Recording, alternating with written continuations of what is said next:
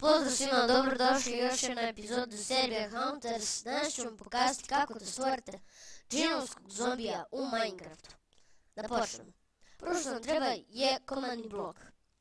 Ali prije toga ću vam pokazati kako da dobijete komandni blok.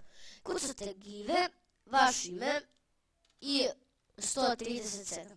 Evo vidite, dobio sam ja jedan komandni blok. Ali to sad vi ćete tako raditi i postavite komandni blok bilo gdje. Ajde, ja ću ovdje.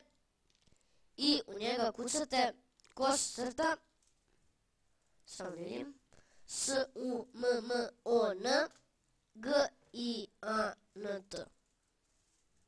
E sad, uzmete, znači možete ovako staviti i samo desni klik, a možete i ovako.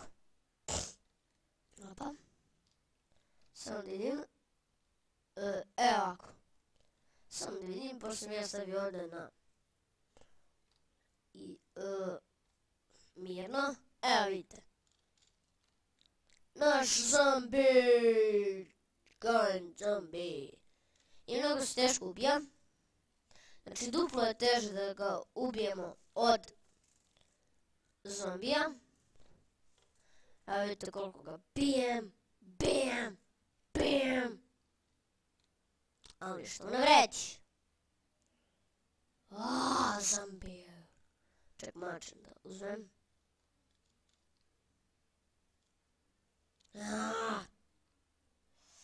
Gdje si pošao? A vidite koliko teško ga ubiti. Znači imat ćete također onaj od šta kucate u komandni blok. Znači imat ćete šta kucate.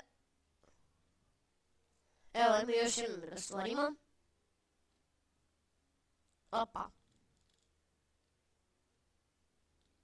Eto vidite. Ljudi, to je bilo to što se tiče ovog zombija. Hvala što ste gledali video. Vidimo se uskoro. Ćao.